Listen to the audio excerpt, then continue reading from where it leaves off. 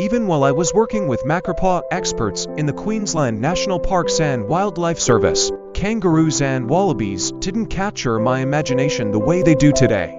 Of course, I had photographed the big red roos sprinting across Queensland's western plains. Sure, agile, redneck and whiptail wallabies had been recorded when the chance arose, but it was more opportunistic than deliberate. Although I had plenty of colleagues who were researching kangaroos and wallabies, my own connection was yet to occur. It was not until 1983, during a year-long trip around Australia, that I began to realize these animals were more than just hopping mammals that carried their babies in pouches. In the autumn of 1983, I arrived in the Gammon Ranges above, just north of the Flinders Ranges in South Australia. I was collecting images for a book, Australia's Wilderness Experience, to be written by Alan Fox, a renowned environmentalist and educator.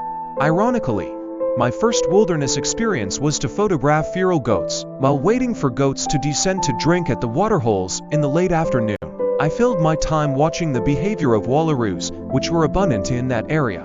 After hour upon hour of watching these mammals, I began to see that they were quite fascinating. I noticed how the young males and females reacted to the adult males, and how acutely aware they were of everything that was happening around them. Their agility when negotiating steep, seemingly impassable cliff faces was incredible.